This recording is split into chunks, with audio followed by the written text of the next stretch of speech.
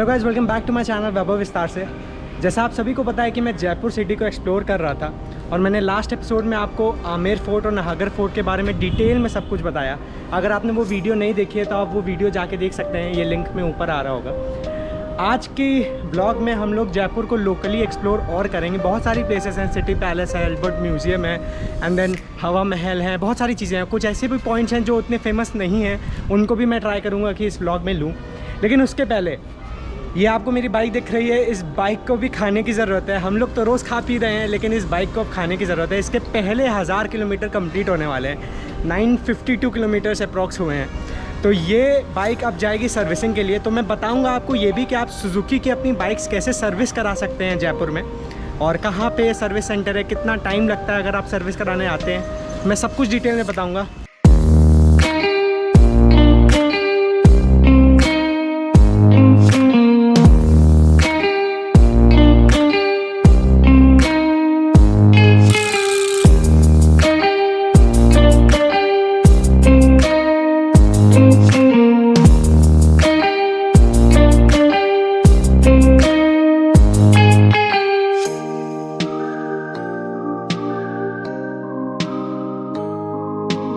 सो जैसा मैंने बताया था आपको कि first destination of the day is Hawa Mahal. So we have reached the famous Hawa Mahal. काफ़ी सुंदर बना हुआ है ये हवा महल। अभी वो सब मैं दिखाता हूँ, लेकिन बिफोर दैट यहाँ का जो एंट्रेंस का टिकट है फॉर इंडियन सिटीजन्स वो है 50 रुपीज़ पर पर्सन। लेकिन एक पीस ऑफ एडवाइस, अगर आप यहाँ पे आ रहे हो और आप एक स्टूडेंट हो तो अपनी स्टूडेंट आईडी ज़रूर कैरी करिएगा, क्योंकि स्टूडेंट प्राइसेस काफ़ी कम होते हैं। मतलब इनफैक्ट 20 रुपीज़ पर पर्सन होता है अगर आप स्टूडेंट आई डी कार्ड लाते हो। लेकिन ये तभी वैलिड होगा जब आप ID कार्ड लेके आते हैं। तो keep this in mind if you are coming for any monuments across Rajasthan, ये आपको फ़ायदा मिल सकता है अगर आप स्टूडेंट हैं तो। जैसे आपको पता ही होगा कि गर्मियों में राजस्थान का टेम्परेचर बहुत ज़्यादा हो जाता है, लेकिन तब भी इस हवा महल के अंदर टेम्परेचर कम ही रहता है। इसका रीज़न है इसकी 953 छोटी छोटी खिड़कियाँ जो बाहर से ठंडी हवा आने देती हैं अंदर तक। हाँ, ये सही है कि ये पैलेस केवल रॉयल लेडीज़ के लिए बना था। पहले के समय में रॉयल लेडीज़ को बहुत सारे ओकेजन्स अटेंड करने की परमिशन नहीं थी, इसीलिए ये हवा महल बनाया गया जिससे कि वो यहाँ बैठ के इन खिड़कियों से वो ओकेजन्स को एंजॉय कर सके। शायद आपको पता ना हो, लेकिन हवा महल is the tallest building in the world without foundation. इसमें 5 स्टोरीज़ हैं और कुछ ऐसा व्यू आता है 5वीं स्टोरी से।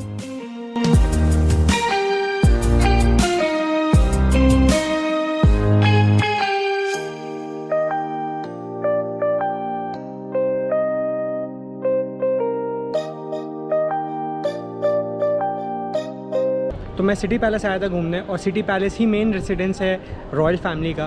तो जो आमेर फोर्ट में रहते थे किंग, उन्होंने जब उनका कैपिटल शिफ्ट हुआ आमेर से जयपुर, क्योंकि आमेर में पानी की दिक्कत होने लगी, वहाँ जनसंख्या बढ़ गई, इस वजह से आमेर से जयपुर कैपिटल शिफ्ट हुआ और जयपुर में उन्होंने अपना ये फोर्ट बनवाया।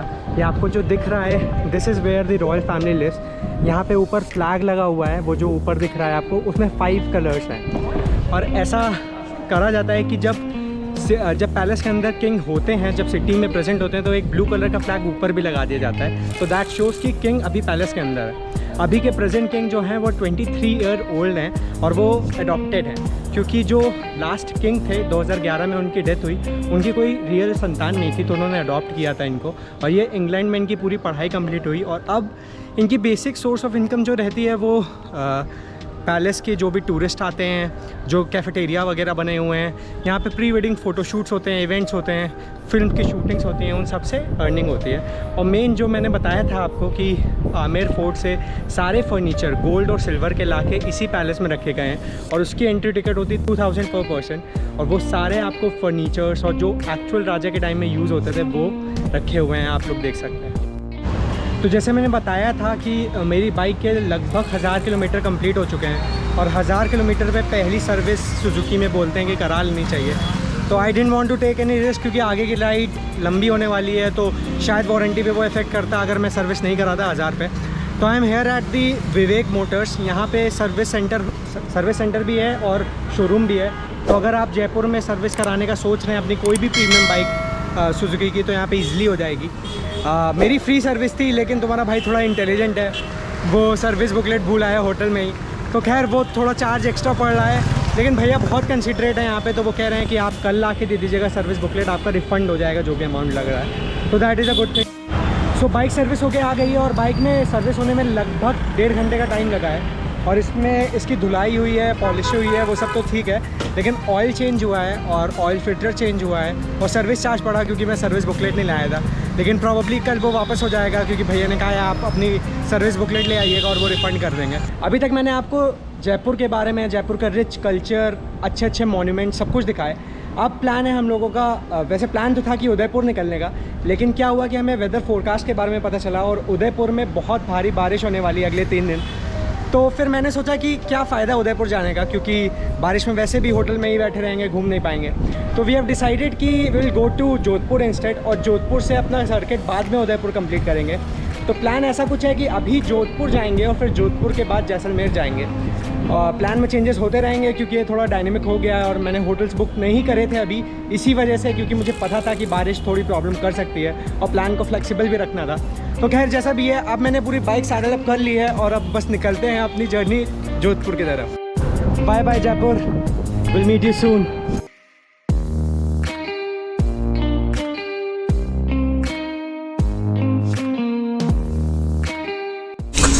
तो अभी मैंने डलाया है बाइक में पेट्रोल।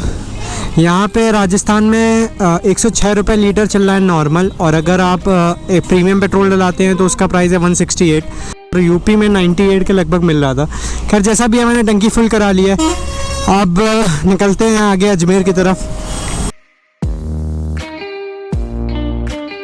जैसा मैंने बताया था कि मेरा नेक्स्ट प्लान है जोधपुर में स्टे लेने का, थोड़ा सा चेंज किया है प्लान को और अजमेर में स्टे लेंगे।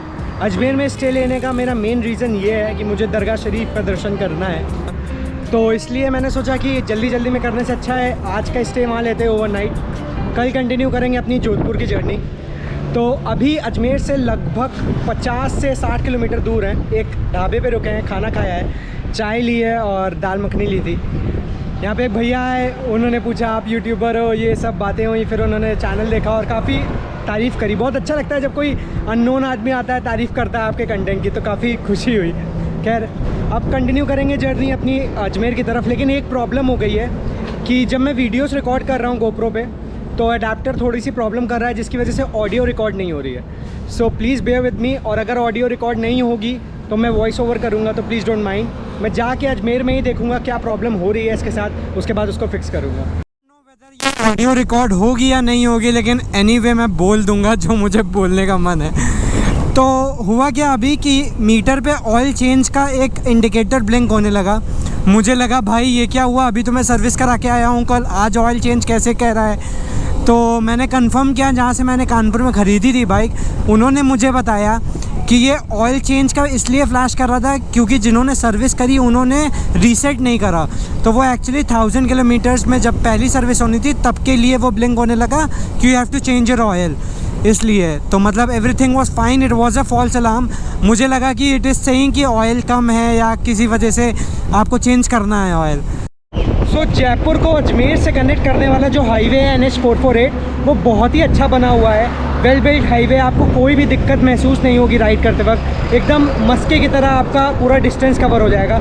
लेकिन सबसे अच्छी बात जो मुझे महसूस हुई इस हाईवे पे वो ये थी कि थोड़े डिस्टेंस में SOS फ़ोन बूथ्स लगे हुए हैं। तो SOS फ़ोन बूथ्स क्या होते हैं, बेसिकली ऐसा करके एक सिस्टम होता है, ये आपको दिख रहा है, ये SOS फ़ोन बूथ है। इसमें क्या करना होता है, you just have to press one button and उससे आप कंट्रोल रूम में कांटेक्ट कर सकते हो, बोल सकते हो, you just have to talk back, और वो आपकी समस्या जो भी होगा उसके लिए हेल्प आउट करेंगे। तो this is something which I really like, क्योंकि बहुत बार ऐसा होता है कि अनहोनी हो जाती है, एक्सीडेंट्स हो जाते हैं, फ़ोन ब्रेक हो जाता है, नेटवर्क नहीं आता है, and we really need someone's help, और कोई नहीं मिल रहा है रात में आसपास, तो यू हैव समथिंग। मतलब I don't know whether it's working और not and I can't test it right now, लेकिन this is something which I really like, it's a great initiative. 33 kilometre left to reach Ajmer. Toll और बिना पैसे दे के जाने की थोड़ी सी और खुशी।